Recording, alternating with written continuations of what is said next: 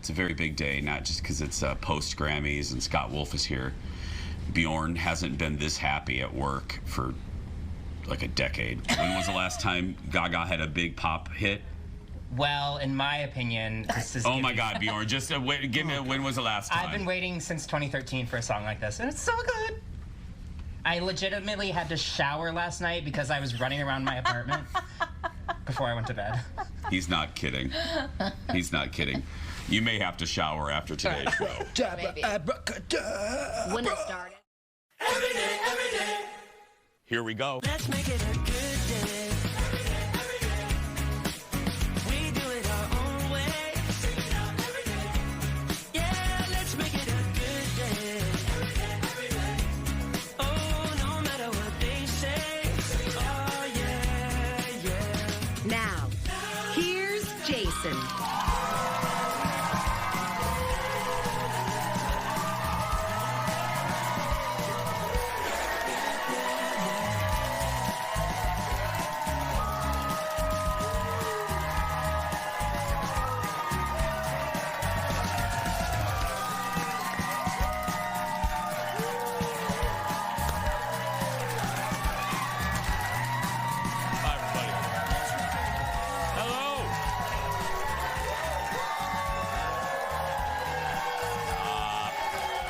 Hi, everybody.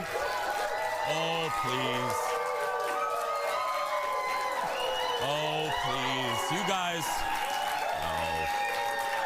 No. Oh, please. You guys are just here for the free liquor and Scott Wolf.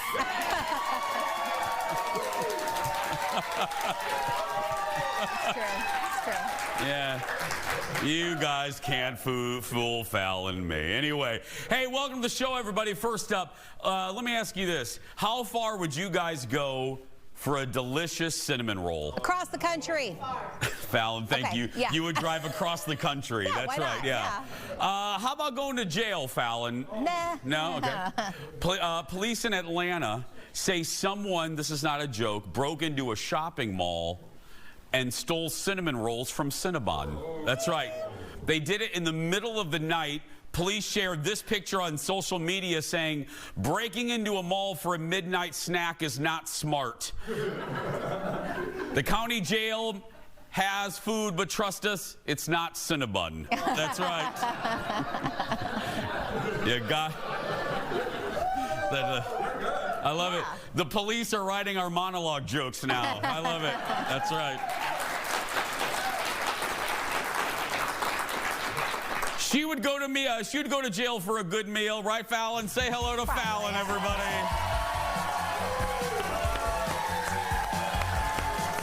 I would.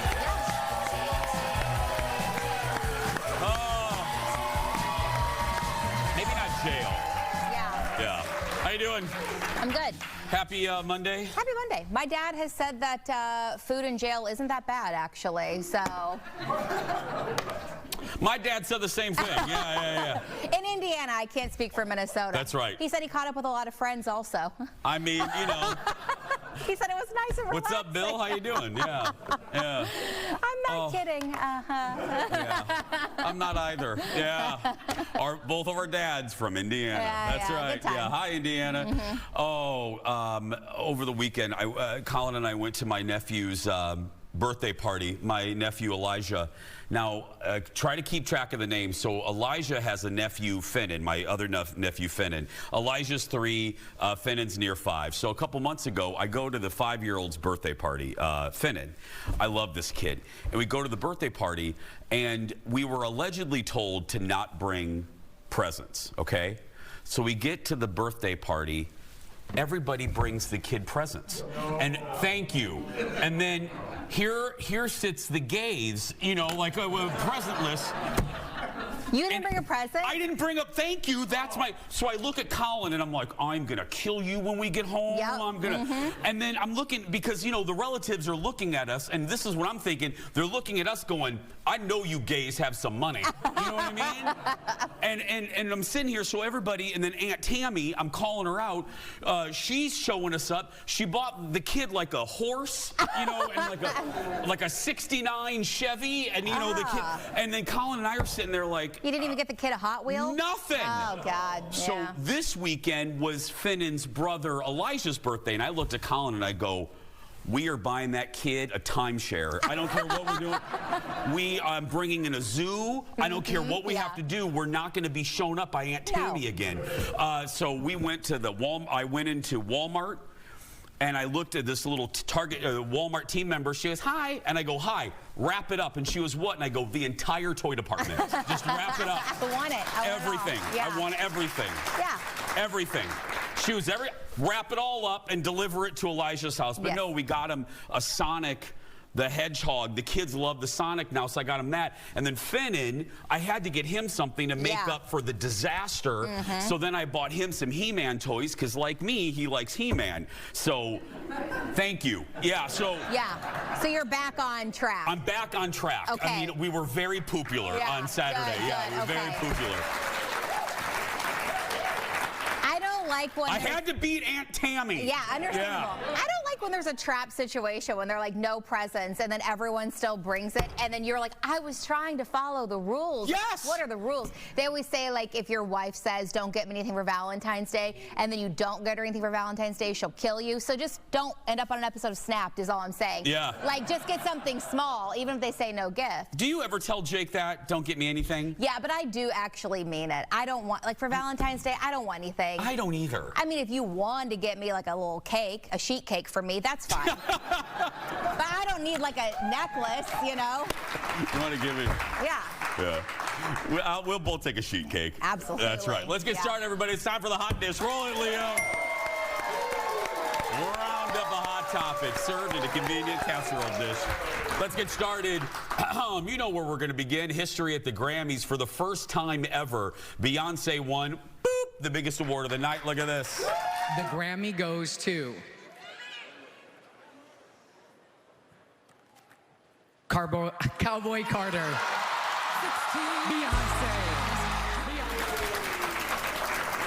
Beyonce.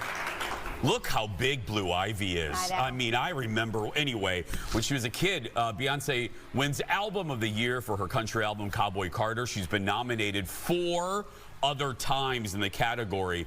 In her speech, Beyonce paid tribute to firefighters in LA. You may have noticed some of the firefighters gave her that award. I thought that was a nice little moment.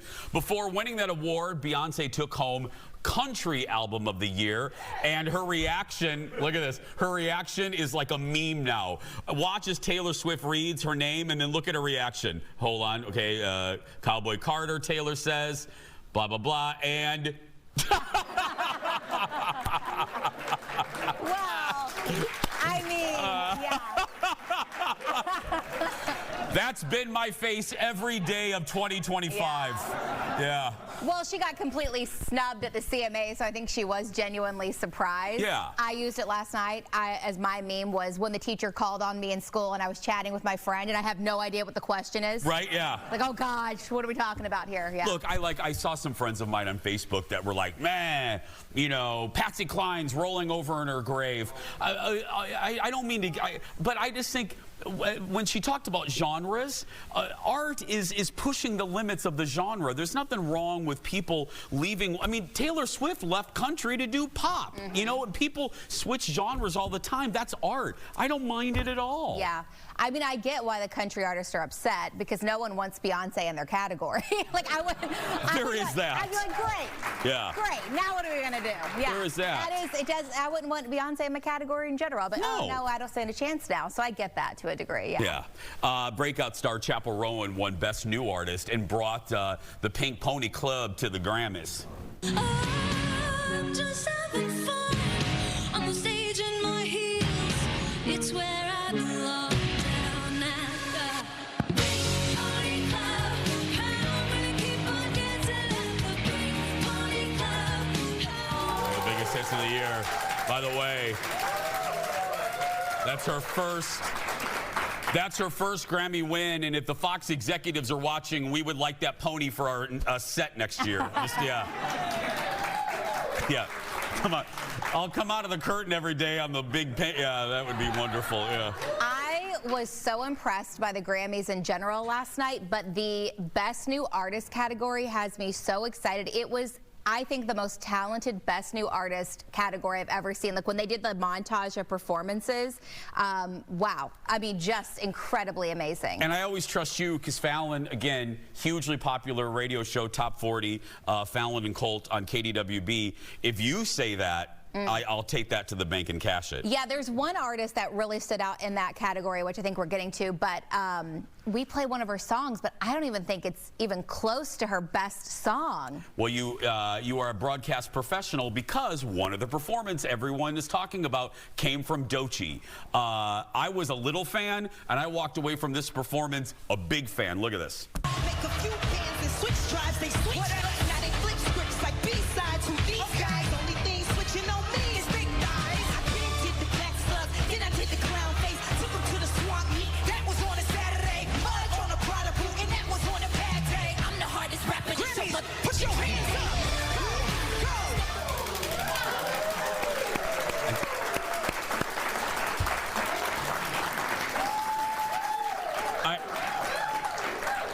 I would also like to do that coming out of the curtain. Yeah, some days. I mean, anyway.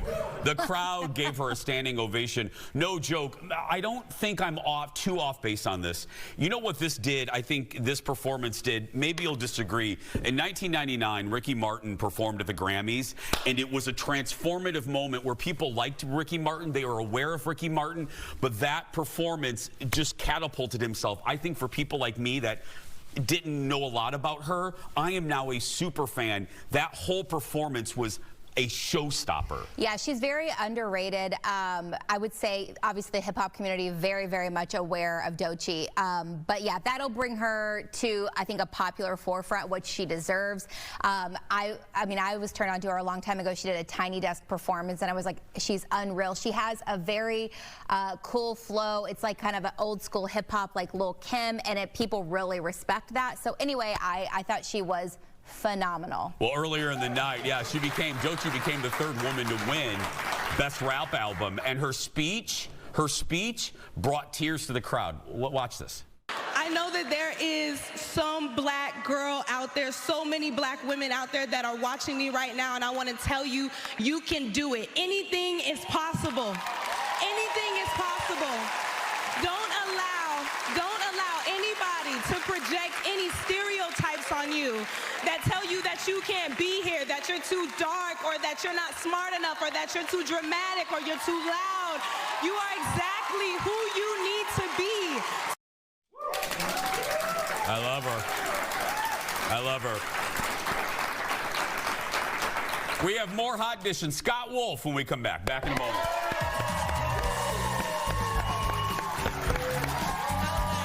So good.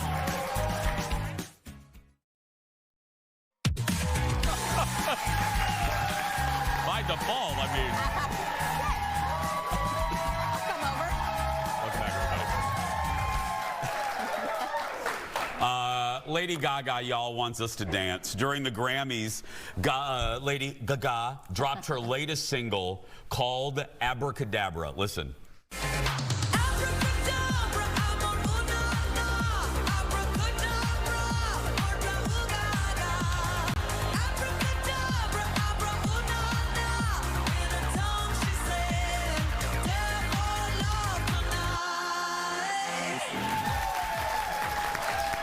It slaps, as the kids say.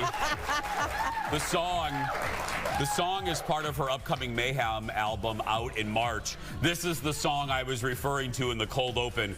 Our producer Bjorn hasn't been this happy in about 10 years.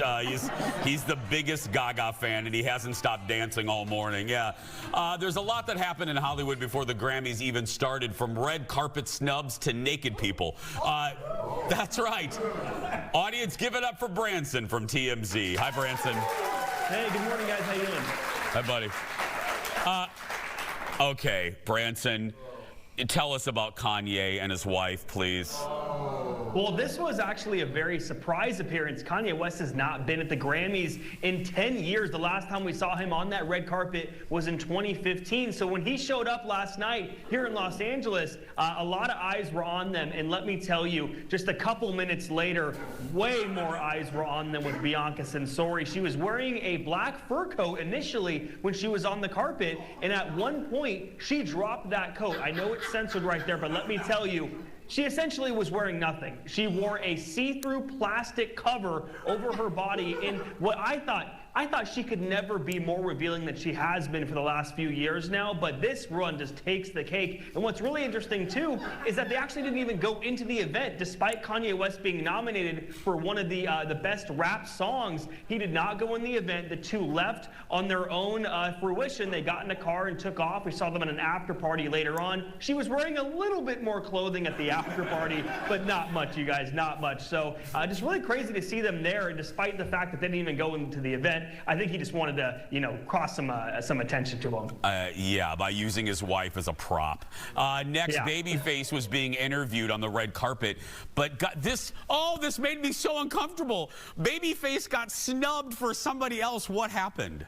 I mean, Babyface, obviously, 12 Grammy nominations, 12 Grammys in the past, and just to see him snubbed like this, super unprofessional by these two AP reporters. On the red carpet, these two young reporters are talking to Babyface, asking him about R&B and women in R&B, and they ask him a question which could lead to actually a very long, important answer from Babyface, but right before he answers, one of the girls sees Chappell Roan walking by, yells out, "Chappell," and the other one kind of just goes along with it and then ends up saying, "Sorry, Babyface, sorry," and then gives him the mic, and then he walks away and he says, "Oh, do you want to interview Chappell?" And then that's when he leaves. So people are very, very upset about this. People feel that that was very unprofessional by these two. I completely agree. One of these AP reporters has come out and apologized. Her name is Krista Faria. She said that it was chaotic and that it was just a crazy situation. We talked to Babyface later on in the night. He told us it's all in good love, all in good fun. He got to see some friends and people that I hadn't seen in a long time, so everything's okay. But guys, I just feel this was so unprofessional. It is. They're absolutely right. We have done our share. I mean, you guys know red carpets are just a mess. They're chaotic. I want to give those young ladies grace, but they work for the Associated Press, not Hooterville Live. You know what I mean? Totally it's the agree. Associated Press. Anyway. I know, and they usually cover the bigger stuff, so I don't know. It's crazy that this happened. Okay, tell the folks about Jaden Smith's hat, please. Well, Jaden Smith, I think, wins the award for the craziest outfit of the night. Jaden Smith showed up, and just to describe it to you, oh, you see it right there. He's got basically a castle on his head. He was alongside his sister, Willow Smith, who wore a revealing outfit as well, just bra and underwear under a coat. But very interesting here. We know his dad was there to present Will Smith on stage that night. Jaden Smith was not nominated for anything this night, but showed up in an outfit that I think really takes the cake here. Some people online were calling him a Roblox character, a Minecraft character. They were calling him several other things, but I mean, he takes the cake, I think, right next to Bianca Censori tonight, or last night. Branson, I almost came out here wearing my Castle Grayskull. Oh, well, he should have. I know. Yeah. Wasted opportunity. Right? Thank you, buddy. Have a good week. For more of these stories, go to TMZ.com. He looks like a sad mascot. You know what I mean? Like, just like, it's so sad. Thank you for, that's the thing with both him and Bianca. They both don't look like, if you're going to have a fun fashion moment, like when Bjork dressed as a swan, Bjork smiled a little bit. Yeah. If you're going to do this kind of stuff, smile and have, they both looked miserable. It was bizarre. It was really bizarre. Anyway, more Dish now. Falen and I both got a chance to watch a new docuseries on HBO Max focusing on family YouTubers. Now, it sounds innocent, but the show looks into the behavior of one controversial family in particular. Watch this.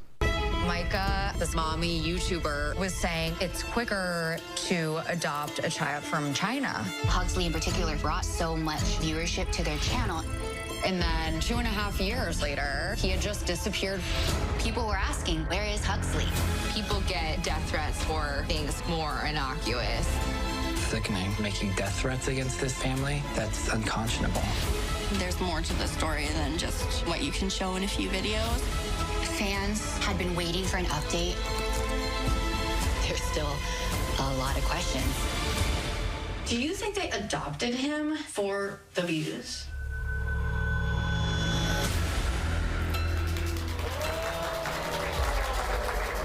It's called An Update on Her Family. It's a 3-part series investigating the case of Micah Stauffer and her husband, who adopted a boy from China, featured him prominently on their YouTube channel, and then all of a sudden, he disappeared. They gave up on him, and they gave him up. They gave him up. It's very interesting. So I didn't follow this family. I don't follow like a ton of family vloggers, but I remember in 2020 the story kept coming out because everyone was like, why is this kid no longer on your YouTube channel? They finally had to release a video. It was even more bizarre because, so they were a family that they had a lot of kids. They wanted more kids. They go to adopt. They acknowledge in the beginning there will be some like learning disabilities, etc. with the child. They don't care. This is our child. We will love this child. It doesn't matter what they are. They go get him.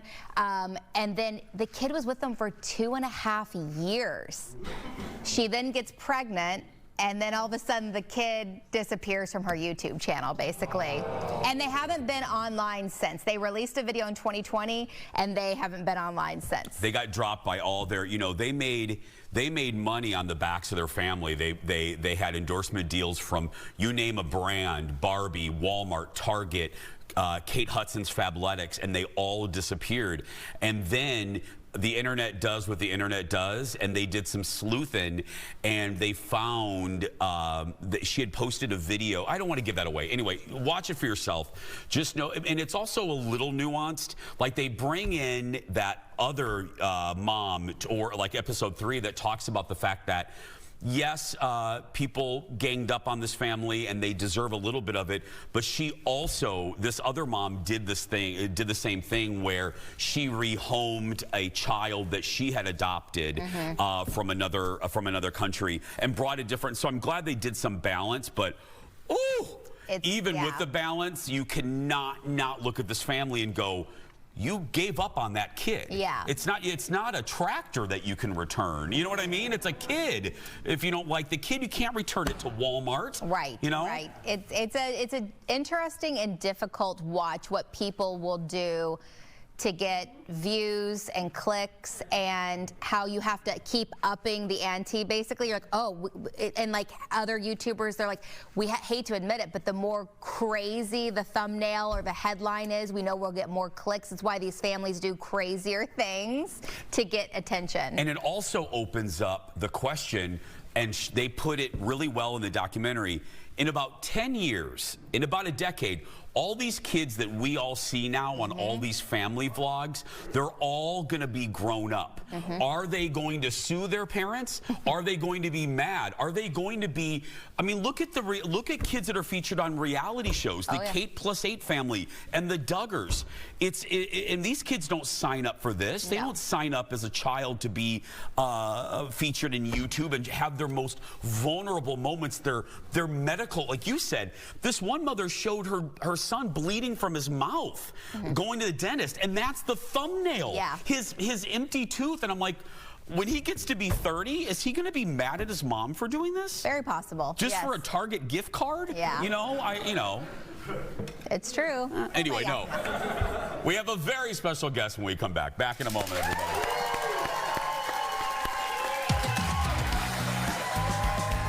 It's so good to see you.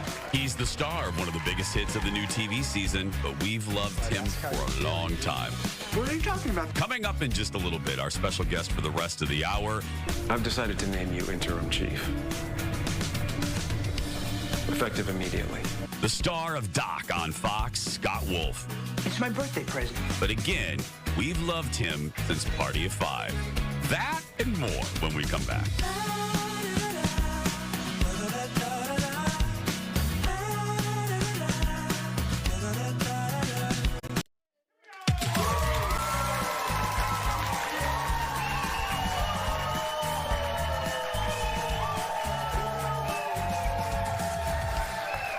Welcome back. Well, It has been, can you believe this? It's been over 30 years since audiences fell in love with Scott Wolf on the mega hit Party of Five. Well, now it's like a homecoming because Scott is back on the old FOX, back on Fox, in the new, and I mean hit, capital H, capital I, capital T medical drama, Doc. Look at this. Richard. It's so good to see you. Well, I'd ask how you're feeling, but you look like you're doing better than I am. I heard you became chief. Congrats. I prefer it would have happened under different circumstances. It is what it is. I'm happy for you. Thank you, Amy. She suffered a burn. Seems a little icy to me, but that's just me. Scott stars opposite the great Molly Parker as top doctors at a hospital set where our show is set in Minneapolis. Audience, give it up for Scott Wolf. How are you? How are you? I'm really good. Everybody. Thank you, thank you, thank you. Look at that.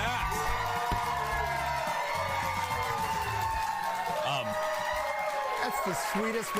I'm coming every day. Come every day. I'm coming every day. Our audience coordinator, Erin, she's very shy. She keeps screaming, "It's Scott Wolf Day!" That's the sweetest. How you doing? I'm well. How are you? Good. Welcome back to Fox. Yeah, I know. Is that no? Look, I know. I'm a TV nerd, so what is that like? Because you know, that's where your home was. You Party of Five was there, and you did all the, you do promotional stuff for Fox, and you're a Fox property, and then now, you know what I mean? What's it like, full circle, coming back to the network? Really incredible. I mean, it's wild that I've done a bunch of shows in between Party of Five and Doc, but this is my first time back at Fox. I have I mean, it's in my DNA. It's how I started my career, in that Letterman's jacket that Bailey never took off. Yeah, I mean, I have the greatest memories about Party of Five, being part of Fox. The network was incredibly supportive.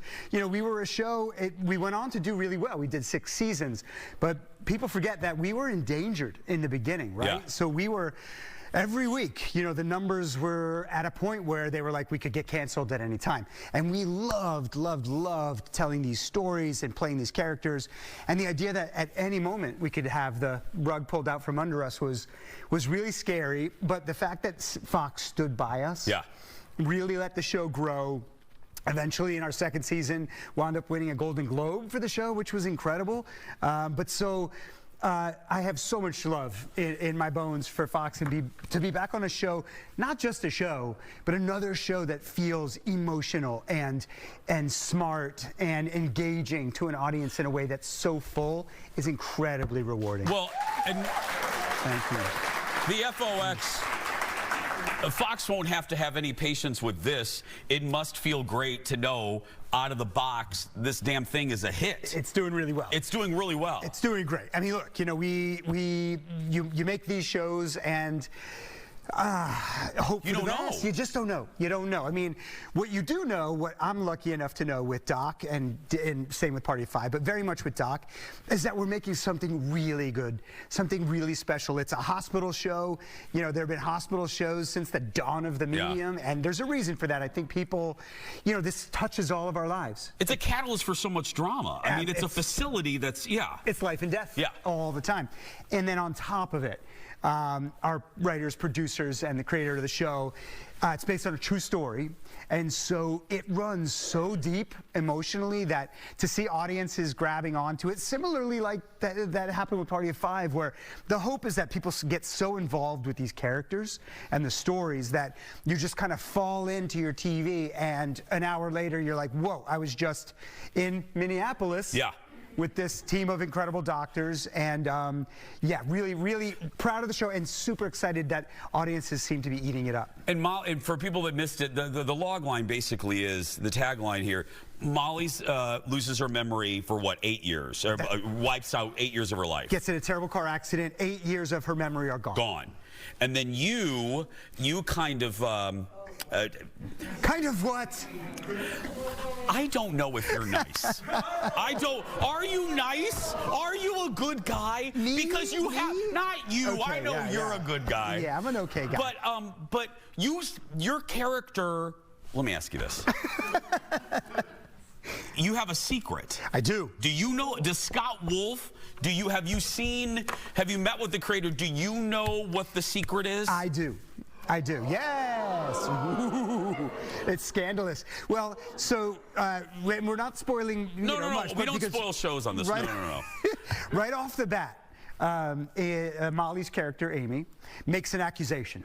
And she accuses me of making a potential mistake in a code environment where a patient, their life is on the line, things are happening quickly, and that if I gave this certain medication and caused this patient to die, she needs to know about it. I deny it. She says, if I find out, it's the end of you. And then she gets in this accident and loses 8 years of her memory. So that incident and accusation is ostensibly gone. Gone. As long as she's gone. But it could come back in season 6. I mean, what's really incredible is it could come back at any moment. Yeah. And so that scene, that clip that you showed, is the first time he has seen her after her accident. And so what's layered underneath there is she just going to see my face and have everything come rushing back? Are you going to be the catalyst for the flood? For the flood. Yeah. And so in a way, she is this, for Richard's sake, my character, kind of a ticking time bomb, that the minute she regains herself fully, that could be the end of me. Now, I also am a very, very good, otherwise excellent person, excellent physician. So what's fun is... Sure, Scott. I swear, I love the guy. Everyone else isn't sure at all. But people are saying, like, I can't tell whether I should like you or hate you, and I love that. Yeah. But I love that. Yeah.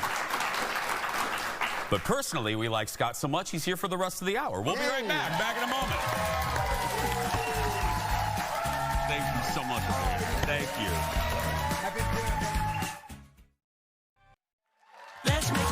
Welcome back, everybody. Scott Wolf's with us for the hour. Is there something, we were saying how you never know. I mean, you can see the written word, you can see the script, but do you know, is there something like when you're at home and you're reading it, and there's Kelley. Hi, Kelley. I love your wife, by the way. Yeah, because your wife is on my favorite season of The Real World, so I started DMing her, and she's a doll, so I DM'd her last night. I'm like, look who's here, and she was, tell him I love him. So there we go, yeah, anyway.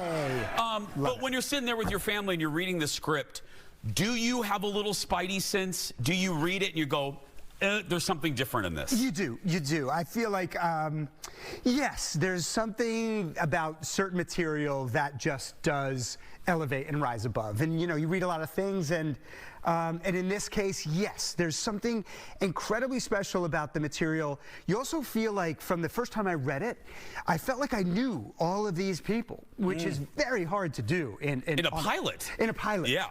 And so the relationships and the characters and their complexities somehow were so sort of clear. But then there's so many steps and layers between, that moment and a show getting on the air and in front of an audience. I'm so glad you said that, because don't you think a great pilot, whether it's Cheers or Friends or what, if it's written well, you basically know all of the characters in that first script. You know that Monica in Friends is neurotic through a scene or two. And this show is kind of like that. You kind of get a sense of who everybody kind of is. No question. And as we move through this season and as we move through the series, things will keep on surprising you, and this is, in particular with Dr. Richard Miller, who I'm playing, the fact that he is questionable, the fact that you can't tell. That's a polite way of putting it, Scott. Questionable?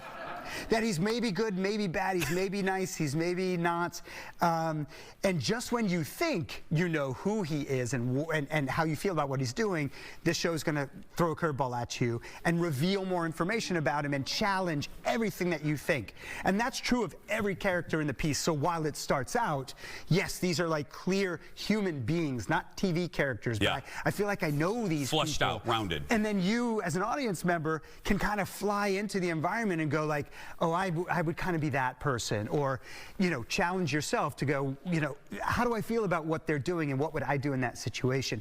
And the best shows and the best stories, I think, engage an audience that way, and you just feel immersed in it. And that's definitely how I felt from the very first time I read this. But then once we got into production and you see who's cast as all these people, and the stories start to develop and new scripts start coming in. And it's like, you know, it feels like Christmas morning when a new script comes in on a great show, because you're like, I can't wait to see where we're going next. And a great cast, because a rising tide raises all boats. When you're playing ping pong with Molly, and I mean, it can't help but make the piece better. It is like, it is the gift of all gifts. To work with someone like Molly Parker, I mean, I've been a fan of hers forever. Yeah. She's an incredible actor, an incredible human being. And yes, I mean, you're only as good as your scene partners.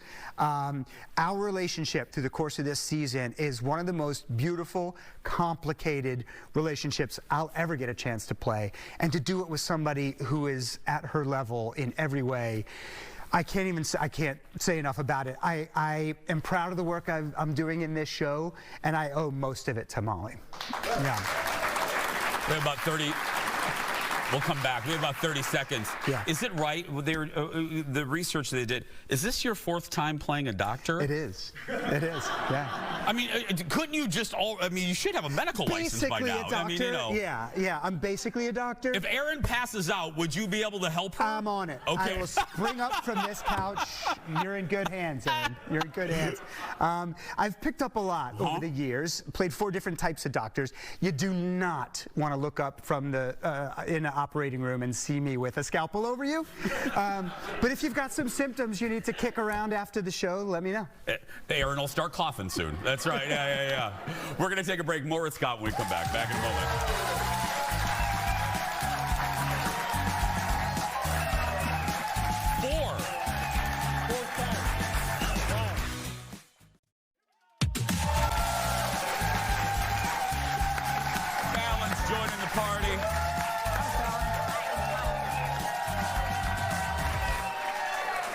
Falen's out here. We should tell you, for an upcoming episode, we're thrilled that Scott's nice enough. He's going to be taking Falen's seat in the automobile because we're shooting a fast food field trip with Scott after the show today. And Falen, you gave him some warnings already. I said prepare, because Jeff and Jason bicker like the old guys in the theater on the Muppets. So just prepare yourself. I did offer to sit in the trunk and pop out to scare you, and they said no. So yeah. Yeah, I said I don't know whether to say sorry for stealing your seat or you're welcome. You're welcome. Yeah. You're welcome. Yeah. You're welcome. You're welcome.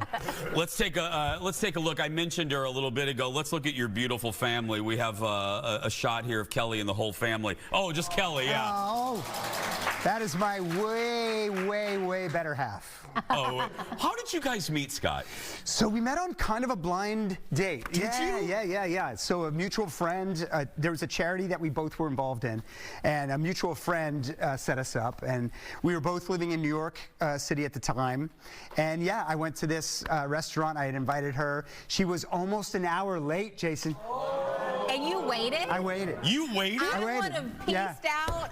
Well, there was a big conversation at the bar with other people that I was sitting with, and I was like, so I'm on a blind date. She's 35, 40 minutes late. What's the cutoff? Yeah. And the consensus became an hour. Oh, that's really generous. So she had 20 more minutes, and 10 minutes went by.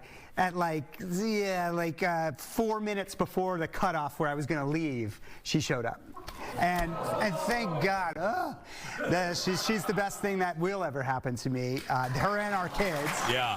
So I'm so glad I didn't leave. Yeah. So yeah, stick around. Stick around on your blind date. Fallon would have been out at like the 15-minute mark. I would have already ordered, eaten, and left. Because I look at the menu before I go. So I would have been like, it's not happening. Did she have a good excuse for being late? Yeah, I mean, so she was new to New York. And what's funny is, so she lived in the financial district, couldn't get a cab. She was trying to, it was like 5 o'clock just when work's letting out for everyone. So a limousine pulled up out front and door opens and like 6 guys get out and then she gets out. And I was like, what is happening over there? And so it turned out that she couldn't get a cab. And so there was a group of guys that were going to dinner and they were like, do you need a ride somewhere? So she jumped in this limo with all these guys. Yes. And showed up at dinner. So she's resourceful as much as she's beautiful and smart. Did you, I love celebrating her. She really is my favorite, and really is. She's just really out of. We're the same era, so I grew up. We're the same age. Did you watch when she returned for the reunion? Did you watch The Real World? So I watched when she was originally on. Yeah. I wasn't like a appointment diehard, but I did, I've told this story. I saw the show and I saw her, and I was single and living in Los Angeles at the time. The New Orleans season, everybody, if you don't know, And she was just like the most gorgeous, just exuding such light. And I was like, where's this person in my world and in my life? And then a couple years later, I was lucky enough to be introduced to her, and yeah, 3 kids, our own party of 5. You added 2 kids, I did. How did I add 2 more kids? But 20 years married, and she's the best person I'll ever know. She's so great. Yeah, we'll end how we began. Leo put up a picture of Party of 5.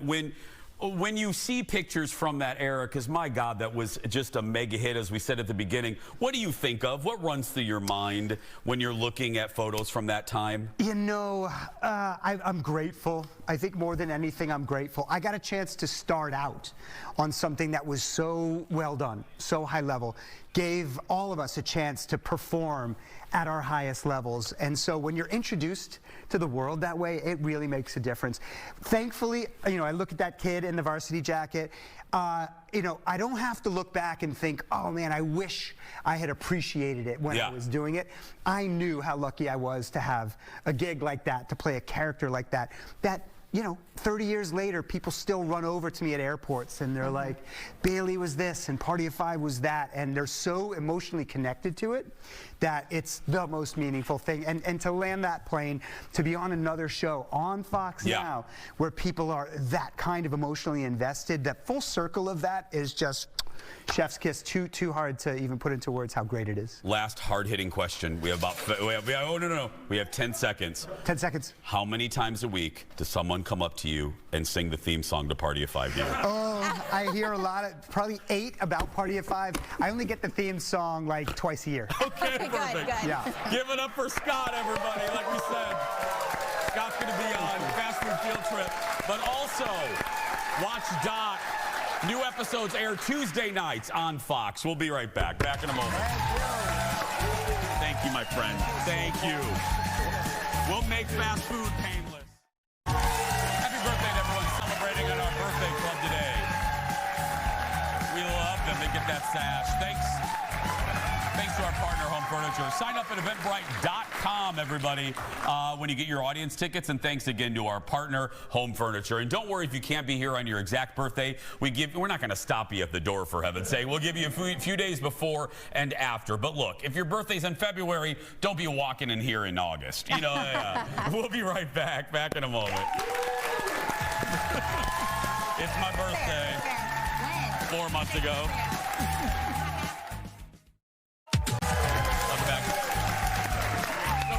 Tickets, eventbrite.com. Search the Jason Show. Come have fun with us. We're fun, right, Fallon? Yeah. We're a lot of fun. Sometimes, yeah. Depends. We're a lot. I was just telling Fallon in the audience, I love when people who know me call during the show. Yes. It's like, you do know what my job is. Could you imagine answering it just live on television? I almost did. Yeah. If it wasn't Scott Wolf Day, I would have just answered. wouldn't just answer the phone, and it's a person that knows me well. Yeah. You know what time the show airs? You just make a doctor's appointment in the middle of the show, something like that. You got to get this checked. Do people call you during your radio show? Yes, and it's always like my close family, so I know they don't listen. That's very clear that they do not care, but yeah. How scared do you think Scott is getting in the car with us? I think he's prepared. I think he knows. And I said this to the audience, usually we split one item. You cannot make Scott Wolf bite off of the same food item as we do that with us, but no, we'll get him his own item for heaven. He's a fancy star. I can't be having, we'll get him his own burger. Imagine, here, have a sip of my drink. He'd be like, can I not? Yeah. Here's Scott Wolf. Here's a little bit of my Mountain Dew. Yeah. Hey, tomorrow she's back from an epic trip across Asia. She's been gone since last April. Our foodie queen Stephanie Hansen's back. She's got the top tricks for making the best chicken wings at home. Forget going to a restaurant. That's tomorrow. But right now, that's going to do it for us. If you're watching and you're a kid that's being bullied, you go out there and be yourself, because nobody can tell you you're doing it wrong. Have a great day, everybody. Thanks for watching. I'll see you tomorrow. Here's Scott. Here's a little bit of my sandwich.